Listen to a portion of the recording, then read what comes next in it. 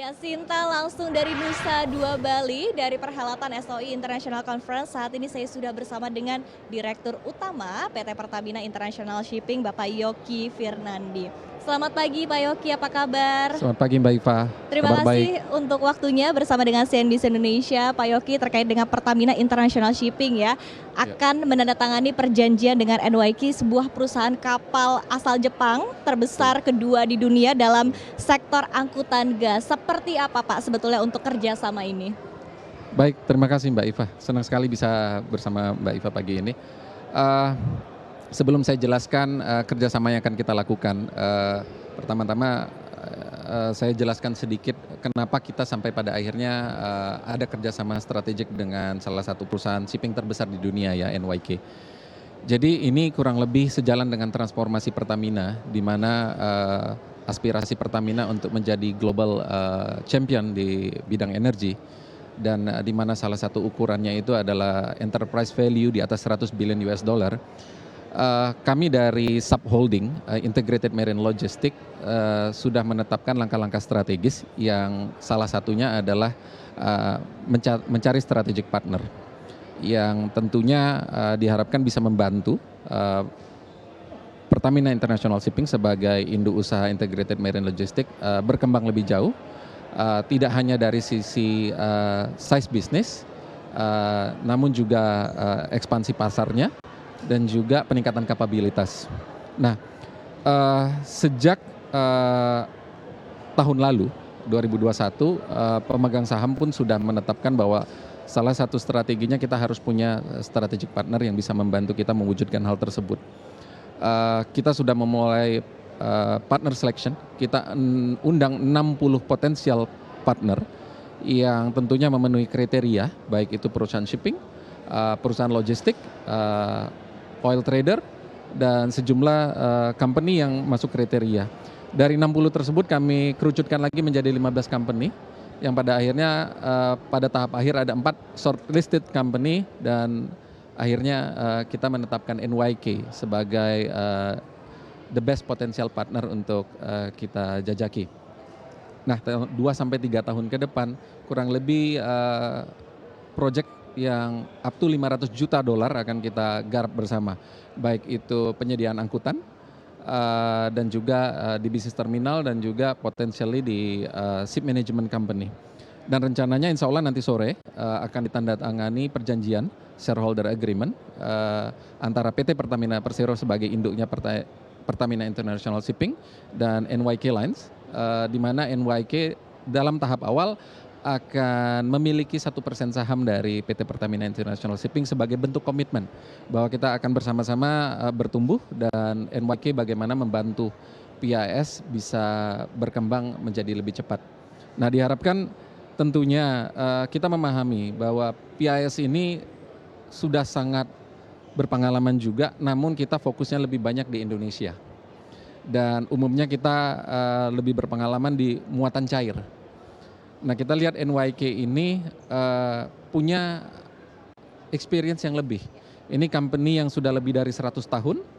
Mereka tidak hanya kuat di angkutan cair yaitu oil, tapi mereka juga sangat besar di angkutan gas LNG. Yang dimana PIS atau Pertamina secara grup belum punya cukup pengalaman, dan kita harapkan dengan kehadiran NYK sebagai strategic partner kita bisa mulai mengekspansi ke area-area baru tersebut.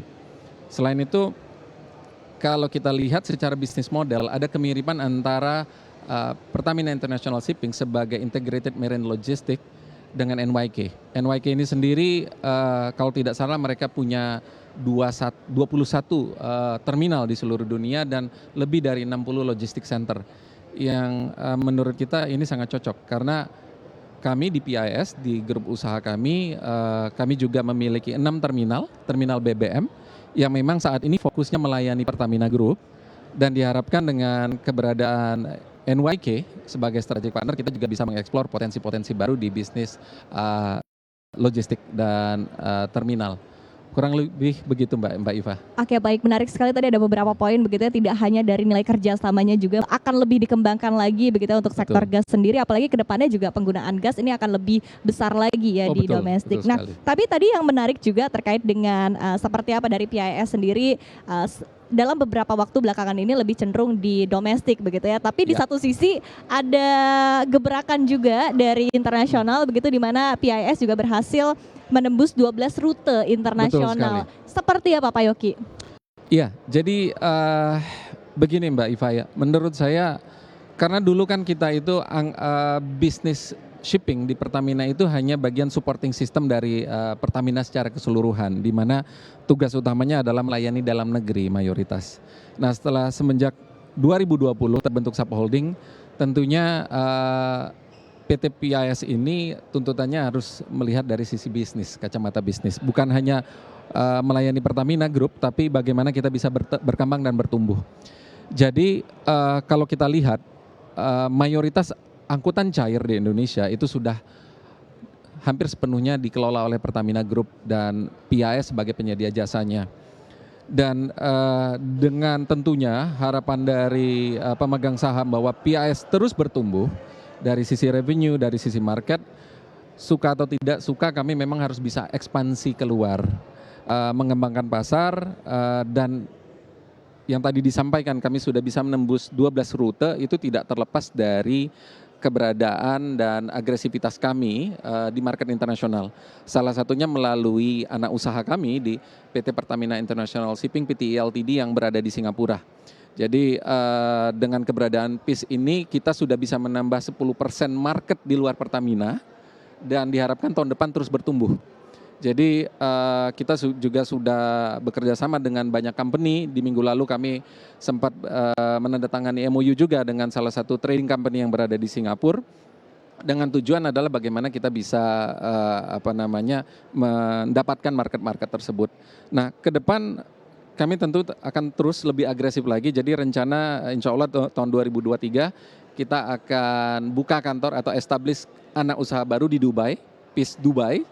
Tujuannya untuk menggrab market wilayah Middle East ya, Arabian Gulf, supaya kita bisa lebih dekat dengan customer, lebih memahami ekspektasi dari potensial customer dengan tujuan tidak lain lebih memperluas lagi market share kita di kawasan tersebut. Dan juga kita juga punya rencana untuk membuka kantor cabang di beberapa negara, di Eropa salah satunya, kalau memungkinkan kita rencana akan di London. Dan di Asia Timur mungkin kita akan menempatkan representatif di Jepang. Tujuannya sama, adalah bisa lebih dekat dan lebih memahami target customer kita di wilayah tersebut.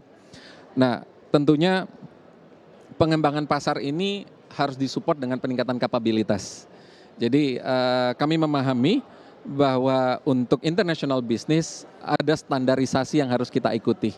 Sehingga kami memang sudah meluncurkan beberapa program strategis bagaimana kita bisa menguasai market internasional. Jadi Mbak Iva, sebagai informasi, PIS ini sendiri sekarang sudah mengoperasikan kurang lebih 300 tanker. Jadi kalau kita lihat di kawasan Asia Tenggara, sebenarnya PIS, Pertamina Group adalah the biggest ship operator di Southeast Asia. Nah, target kita dalam tahun depan kita bisa mengoperate kapal ini dan menguasai market Asia Tenggara. Di mana kapal-kapal saat ini lebih banyak bermain di wilayah Indonesia. Nah, kita akan geser lebih banyak keluar. Tapi tentunya untuk menggeser ini ada syarat, ada requirement yang harus kita ikuti. Jadi kita akan menaikkan standar operasional kapal-kapal yang kita miliki, sekaligus yang kapal-kapal bendera Indonesia yang kita sewa. Jadi kita akan berkolaborasi dengan kapal-kapal penyedia jasa, kapal berbendera Indonesia, ship owner Indonesia, bagaimana kita bisa memenuhi standar internasional tersebut. Dan ini akan menjadi prioritas kita. Dan yang kedua, kita akan memperkuat aspek digitalisasi, bagaimana kita lebih bisa mengefisienkan proses bisnis kita, sistem kerja kita, supaya resources yang kita miliki ini bisa lebih fokus untuk ekspansi keluar. Dan ya yang terakhir tentunya capability building secara organisasi. Jadi ini yang memang akan menjadi fokus kami dalam short term supaya apa yang sudah kami lakukan di 2022 ini bisa lebih kami perkuat sehingga dengan keberadaan branch office dan anak usaha baru ini kita akan lihat bagaimana PIS bisa menjadi global player ya untuk angkutan.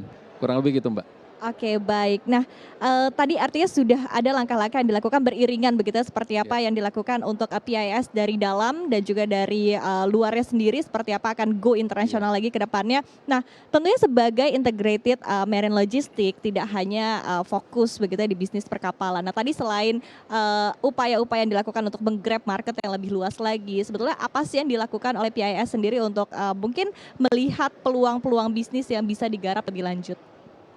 Iya, tentunya begini, Mbak Iva. Kalau peluang bisnis ini kan sebenarnya related to angkutan ini besar sekali, ya. Tentunya untuk bisa masuk ke bisnis-bisnis baru, tidak hanya di muatan cair, baik itu minyak mentah dan BBM, kita harus memang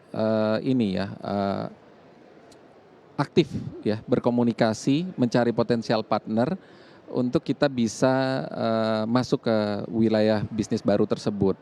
Seperti NYK yang akan kita tanda tangani sore ini kerjasamanya, mereka juga kuat di kontainer, mereka juga kuat di gas. Nah ini yang sebenarnya cara kita untuk bisa masuk ke market tersebut. Sinergi antar BUMN pun kami jalankan. Jadi kami juga berbicara dengan salah satunya Pupuk Indonesia, begitu. Kita sudah mengeksplor apakah PIS bisa terlibat di sana, begitu. Jadi kami sangat terbuka untuk masuk ke wilayah bisnis baru, namun tentunya selektif ya. Yang potensi bisnis baru yang memang menurut PIS potensial dan ada area untuk terus bertumbuh dan berkembang. Begitu, Oke, Mbak. baik. Pak Yoki, ini mungkin pertanyaan terakhir bisa singkat saja begitu ya terkait dengan tema utama dalam SOI International Conference ini adalah seperti apa untuk transisi energi ke depannya. Dari PIS sendiri Pak, secara singkat upaya apa yang dilakukan untuk mengurangi emisi karbon? Mungkin dari segi bahan bakar Pak? Ya baik, jadi kami Pertamina Group termasuk PIS kita beberapa waktu lalu sudah menandatangani net zero emission commitment, di mana PIS sendiri sudah punya roadmap. Di tahun 2050 kita akan mencapai net zero emission. Memang hal ini tidak bisa dicapai instan, butuh effort dan konsistensi. Namun kita menargetkan per 2030 emisi sudah mulai kita turunkan secara signifikan dan puncaknya di 2040, di mana 2050 nanti kita sudah bisa melihat cita-cita net zero emission itu bisa tercapai. Nah, pertanyaannya kenapa cita-cita menuju net zero emission ini butuh waktu? Pertama kalau kami tentunya dari kapal-kapal yang kami operasikan ini tidak terlepas dari teknologi kapal. Jadi usia kapal-kapal yang sekarang kami operate tentunya masih ada nilai ekonomisnya dan tentunya seiring dengan peremajaan kapal dan teknologi baru, nanti kapal-kapal yang akan kami operate, yang kami operasikan tentunya akan jauh lebih ramah lingkungan, lebih comply dengan regulasi. Dan yang kedua, ini juga sejalan dengan roadmap dari International Maritime Organization yang memang pada tahun 2050 menargetkan 70% emisi itu bisa diturunkan. Jadi memang kita mengikuti roadmap tersebut. Jadi memang sudah terdapat sejumlah regulasi yang akan kita ikuti, baik dari sisi efisiensi operasional maupun juga efisiensi dari desain kapal. Jadi kapalnya sendiri desainnya ke depan lebih ramah lingkungan. Oke, Nah itu baik. yang akan kita ikuti ke depan, Mbak Iva. Kurang lebih seperti itu. Oke, baik, menarik sekali diskusi kita Ya. Pak Yoki dan sebetulnya masih banyak yang bisa kita bahas, namun Baik. mohon maaf atas keterbatasan waktu. Terima kasih Pak Yoki Terima kasih, Firnandi Mbak Iva. selaku Direktur Utama Pertamina International Shipping telah berdiskusi bersama kami dalam CNBC Indonesia. Baik. Dan demikian langsung dari Nusa Dua Bali kita kembali ke Sinta Zahara di studio.